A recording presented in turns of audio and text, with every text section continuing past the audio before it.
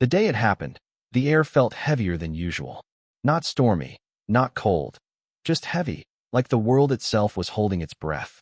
And maybe it was, because in one small house tucked at the end of a quiet street, two sisters were about to change each other's lives forever. Emma was the kind of girl people noticed without trying. Not because she was loud or flashy. Actually, it was the opposite. She carried herself like she knew secrets no one else did, and somehow that made people lean in. She had this way of smiling that looked both real and broken at the same time. The kind of smile that made you wonder what she wasn't saying. Her little sister, Lily, followed her everywhere. She was younger by 3 years, but anyone who saw them together would swear the bond between them was unshakable. Emma was Lily's protector, her guide, her best friend. But what Lily didn't know, not yet, was that Emma was carrying a weight she couldn't put down. It started showing in small ways. Emma stopped answering her friends' calls. She'd sit on the porch at sunset and stare at the sky, as if she was waiting for it to give her answers. Sometimes Lily would find her humming softly, an old tune their mother used to sing before she got sick. And though Emma never said it out loud, Lily could feel the distance growing, like her sister was drifting to a place she couldn't reach. But here's the thing about kids, they notice everything. Even when adults think they're hiding it well, children see the cracks. And Lily, as young as she was, started noticing cracks in her sister's world. One evening, Emma came into Lily's room without knocking. She sat on the edge of her bed, silent, her hands shaking ever so slightly. Lily didn't understand it then, but that night was different. Emma didn't tell her a bedtime story, didn't remind her to brush her teeth, didn't even fuss about the messy pile of dolls on the floor. She just sat there, staring at her sister like she was memorizing every detail. And then she whispered the words that would echo in Lily's heart for years. Goodbye. It wasn't loud. It wasn't dramatic. It was soft, almost like a secret. But Lily heard it, and she knew. She just knew. It wasn't the kind of goodbye you say when you leave for school or go to sleep. It was heavier, final. And before Lily could even ask what she meant, Emma kissed her forehead, stood up, and walked out. The house fell silent after that. Too silent. Lily lay there wide-eyed, her chest tight, listening for her sister's footsteps, but they never came back. Hours passed, and the night swallowed everything in shadows. That was the night Emma disappeared. But here's the part no one expected. When Emma's goodbye vanished into the dark, Lily heard something else. A whisper. Faint, but real. A whisper that said, "Hello." And that's where everything truly began. Before that night, before Emma's whispered goodbye, life in the small, creaky house wasn't perfect, but it was theirs. The sisters had learned early on that family didn't always mean the kind you see on TV. Their dad had left when Lily was just a toddler, and their mom, though loving, had been in and out of the hospital for years. That left Emma, the older one, to pick up the pieces. She wasn't just a sister. She was everything: cook, babysitter, tutor, and, in many ways, the only parent Lily truly had. Emma never complained, at least not out loud. She kept her struggles tucked away behind tired eyes, and that half-smile she wore like armor. Lily saw her as unbreakable, someone who could carry the whole world on her back. But even unbreakable people have cracks. Emma had dreams once, big ones. She used to talk about leaving their small town, going to college, maybe even traveling the world. But reality didn't leave her much room for dreaming. Bills piled up, their mom's health got worse, and Emma's role as caretaker swallowed every ounce of her future. She traded school dances for late-night shifts, textbooks for hospital forms. And though she never said it, Lily could feel the disappointment seeping into the quiet corners of their home. Still, they had each other. Nights when the power got cut off, they lit candles and made shadow puppets on the walls. When their mom had good days, she'd sit on the couch and hum while Emma braided Lily's hair. And when things were at their darkest, Emma would squeeze Lily's hand and whisper, "As long as we're together, we'll be okay." But slowly, that promise started to feel like a question Emma couldn't answer. There were signs, tiny, fleeting, but clear enough if you knew her. Emma began writing in her old notebooks again, pages filled with words Lily wasn't allowed to read. She spent more time alone, staring into the distance, as if the world she wanted was right there, but locked behind glass. And sometimes, in the middle of the night, Lily would wake up to the sound of muffled crying through the thin walls. Lily tried to fix it the only way a child knows how, by being present. She'd bring Emma flowers from the yard, silly drawings, little treasures she found on the walk home from school. And every time, Emma would smile, pull her into a hug, and say, "You're the best thing I've got. You know that?" But it wasn't enough. The weight on Emma's shoulders kept growing heavier, and no matter how much love her little sister gave, something inside her was slipping away. And then came that night. That whisper. That goodbye. What Lily didn't understand, what no one did, was that Emma wasn't just walking out of the house. She was stepping into something much darker, something that had been calling to her for months. And Lily, left behind in the silence, didn't know it yet, but that same darkness was about to notice her too. The morning after Emma's goodbye was the first time Lily woke up to silence. No footsteps in the kitchen, no clatter of spoons, no humming of that old lullaby. Just silence. At first, she thought maybe Emma had gone to the store, or maybe she was still asleep. But as Lily crept through the house, room by room, she found nothing. Emma's bed was neatly made. Her shoes were gone. And her favorite sweater, the one she wore every night, was missing from the chair. That's when the panic set in. Lily ran to her mom, who was still half asleep, her face pale from another night of coughing. "Mom, Emma's gone," she blurted out. But her mother just sighed, as if it was another small problem on a long list. "She probably just needed a walk," she murmured, before drifting back into her pillow. But Lily knew better. Emma didn't just take walks. Not without saying where she was going. Not without her. The hours dragged on. Neighbors came by, asking casual questions, their eyes darting with curiosity. By evening, whispers started circling.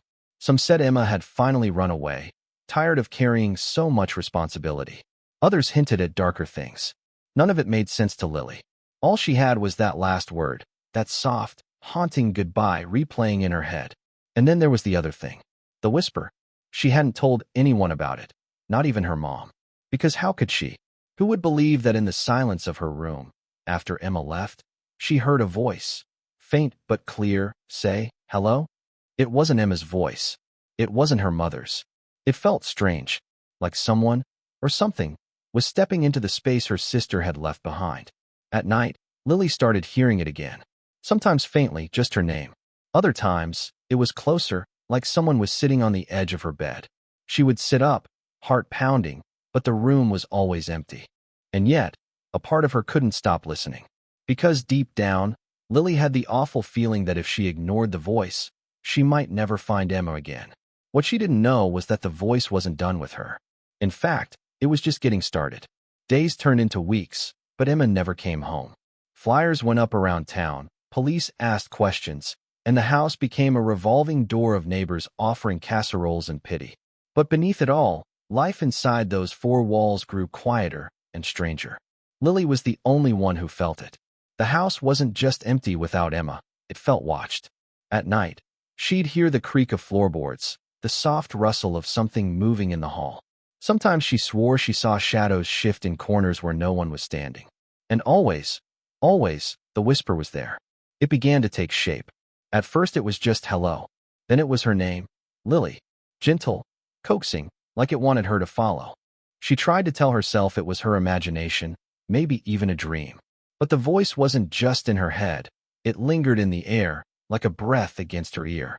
One night, unable to stand it any longer, Lily whispered back, "Who are you?" The silence that followed stretched so long she thought she'd gone crazy for asking. But then, in the faintest hush, came the reply, "Your sister." Her stomach dropped. It was Emma's voice. Not exactly, but close enough to twist her heart. She wanted to believe it, needed to believe it. But something was off. Something in the tone felt wrong. Still, desperation can make you blind. And Lily was desperate. From that moment on, she started listening more closely. The whisper became her secret, her lifeline. Whenever she asked where Emma was, the voice would giggle softly, like a child hiding behind a curtain. Close, it said. So close. But then came the night Lily followed it. She woke to the sound of her name, spoken not once, but over and over, growing louder, sharper. She slipped out of bed, her bare feet cold against the wooden floor, and trailed the sound down the hallway. Past the kitchen, past her mother's sleeping form, to the basement door. The basement had always scared her. It smelled of damp earth and old memories. Emma never let her go down there alone. But now, the voice was calling from the darkness below. Lily, come see. Her hand shook on the doorknob. She could almost hear Emma's laugh, the way she used to tease her. Tears stung her eyes as she whispered back, Emma? Is it really you? The voice didn't answer with words this time. Instead, the door creaked open on its own, revealing the yawning black of the basement stairs. Cold air rushed up, wrapping around her like arms. Lily stood frozen, heart hammering so loud she swore the whole house could hear it. She knew she shouldn't go down. Every part of her screamed to turn back. But then, just as she stepped forward, she heard something new. Not a whisper, not a breath, a cry, Emma's cry. And that was the moment Lily realized the truth was waiting for her in the dark. Lily's foot touched the first step, and the cry below turned sharp, like Emma was in pain. She gripped the railing, her whole body trembling, and forced herself down into the dark. Each step groaned, the air growing colder, thicker, until she could barely breathe. Halfway down, the voice changed. It wasn't Emma anymore. It was deeper, rougher, closer, closer. Lily froze, her blood running cold. That wasn't her sister. She knew it now. But then, in the pitch black, something flickered, a glow. Not from the floor, from the wall. Scratched into the cement were words, glowing faintly in chalk-white letters. Lily's name, dozens of times, layered over each other like someone had been writing it for weeks. And at the very bottom, one line stood out, written larger, darker. When she said goodbye, she gave me hello. Before Lily could even scream, the basement door slammed shut behind her. And this time, the whisper wasn't faint. It roared, filling every corner of the basement. Two sisters, one soul. She gave me hers, now I'll take yours. The basement roared with the voice, shaking the walls as Lily stumbled back against the stairs. Her chest heaved, tears blurring her vision. But beneath the terror, one truth cut sharper than the rest. Emma hadn't left her. She had given herself up to this. And now it wanted Lily too. From the far corner, a shadow peeled itself from the dark, tall and twisted, its outline flickering like smoke. It moved closer, dragging Emma's voice behind it like a puppet string. Lily, don't be scared. I'm here. Lily pressed her hands over her ears. You're not Emma, she screamed. You'll never be her. The thing laughed, low and rattling, and for a moment the air throbbed with silence.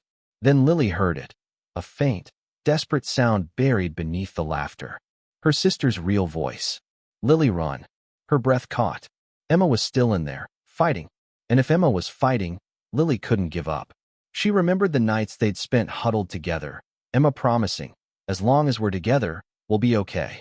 Lily forced herself to step forward. If you want me, you'll have to let her go first. The shadow lunged, wrapping the room in ice. Lily screamed her sister's name, pouring every ounce of love and fear and hope into that one word. Emma.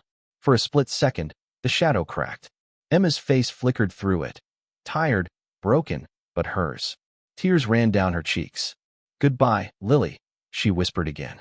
But this time, her voice wasn't heavy. It was free. The shadow shrieked, splintering into nothing, its roar dissolving into silence. And just like that, Emma was gone. The basement was empty, cold. Lily collapsed to the floor, sobbing, believing it was truly over. But as her cries echoed against the cement, she felt it again, warmth against her ear. A whisper, soft, gentle. Hello. Her heart stopped. Because this time, it wasn't the darkness. It was Emma. The house felt different after that night. Quieter, yes, but no longer heavy, no longer suffocating with shadows. The basement stayed locked, and Lily never heard the dark voice again. But she did hear something else. Emma. Not always, not clearly, but enough. Sometimes when Lily was lying in bed, she'd feel her sister's presence beside her, warm like sunlight through a window. She'd hear the soft hum of that lullaby their mother used to sing, the one Emma would carry on when nights were hard. It was faint, but it was hers. Real. The world outside moved on. Neighbors stopped asking questions. Flyers faded in the rain. Even the police closed the file, chalking it up to another runaway who'd never come back. Their mother tried to believe that too, telling herself Emma would call someday. But Lily knew better. Emma hadn't run away. She had stayed, just in a different way. And Lily carried that truth like a secret. She started talking to Emma at night, whispering into the quiet, and every so often, the air would answer back. Not in words, not always, but in a feeling, a comfort, a reminder that goodbye doesn't always mean the end. Sometimes it's the start of something you can't quite explain.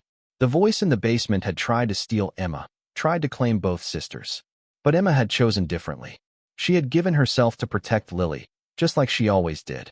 Even in the end, Emma's promise held true. As long as we're together, we'll be okay. Years later, when Lily was older, she would look back on that night not only with fear, but with gratitude. Because it taught her something people rarely understand until it's too late. That love doesn't vanish when someone leaves. It lingers. It shifts. It whispers in the quiet moments when you feel alone. And though Emma never came back through the door, Lily never truly lost her. She carried her sister in every laugh, every breath, every heartbeat. The last thing Emma had said was goodbye. But Lily had learned that wasn't the last word after all. Because each time she closed her eyes, each time the dark crept close, she'd hear it. Gentle, steady, unshakable. Hello. And somehow that was enough.